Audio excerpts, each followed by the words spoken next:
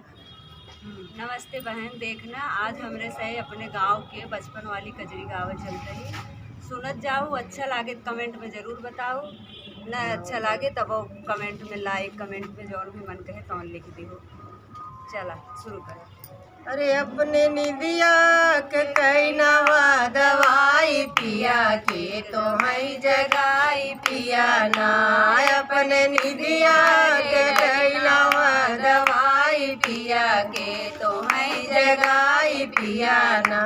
एक तो गोदी में गदेला, दूसरे सासू के झमेला। एक तो गोदी में गदेला, दूसरे सासू के झमेला। रोज रोज तो हई के तो हई जगाई पिया के नवा दवाई पिया ना। अपने निदिया के कई नवा दवाई पिया के तो हई जगाई पिया ना। अपने निदिया के कई नवा दवाई पिया के तो हई जगाई पिया ना। एक तो गोदी में गदेला, दूसरे जेठनी का झमेला। एक तो गोदी में गदेला, दूसरे जेठनी का झमेला। रोज रोज तो हई के जगाई पिया के नवा दवाई पिया ना।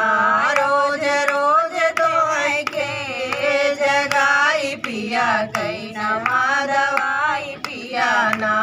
अपने निदिया के कई नवा दवाई पिया के तो हई जगाई पिया ना। अपने निदिया के कई नवा दवाई पिया के तो हई जगाई पिया ना। एक तो गोदी में गदेला, दूसरे ननदी का झमेला। एक तो गोदी में गदेला, दूसरे ननदी के झमेला। रोज रोज तो हई के जगाई पिया कई नवा दवाई पिया ना। रोज रोज तो हई के जगाई पिया कई नवा दवाई पिया ना। अपने निदिया के कई नवा दवाई पिया के तो हई जगाई पिया ना। अपने निदिया के कई नवा दवाई पिया के तो हई जगाई पिया ना।